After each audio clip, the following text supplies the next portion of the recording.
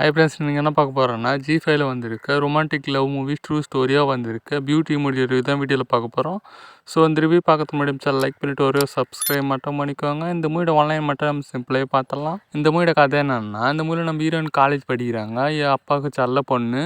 ஹீரோயினுக்கு ஸ்கூட்டியில் போகணும் காலேஜுக்கு அப்படின்னு நினைக்கிறாங்க. அதனால் அவங்க அப்பா கிட்ட ஹீரோயின் போயிட்டு எனக்கு என் பர்த்டே ஸ்கூட்டி வாங்கி தாங்கப்பா அப்படின்னு கேட்குறாங்க. அவர் ஒத்துக்க மாட்டார். ஹீரோயின் ஆசைப்பட்டு கேட்டதுனால ஹீரோயினோட அப்பா ஒத்துக்கிறாங்க. ஏன்னா ஹீரோயின் தான் அவங்க அப்பாவுக்கு செல்ல பொண்ணாச்சு. அதனால் அவரும் ஒத்துக்கிறாரு வாங்கி தரேன்னு.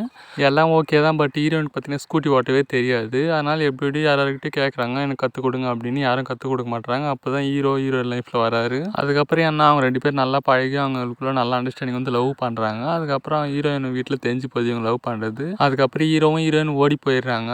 ஓடி போனதுக்கப்புறம் தான் ஹீரோயினுக்கு ஒரு உண்மை தெரிய வருது.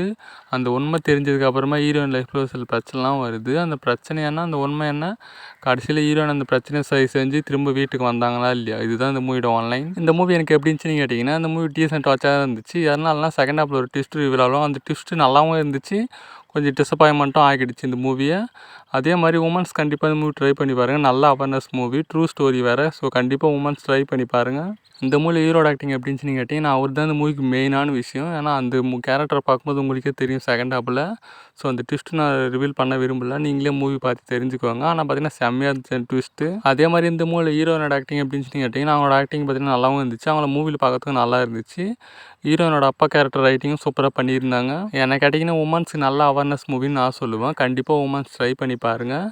பட் அதை தவிர்த்து பார்த்தீங்கன்னா இந்த மூவி ஆகாகும்னு சொல்லலாம் இது இல்லை.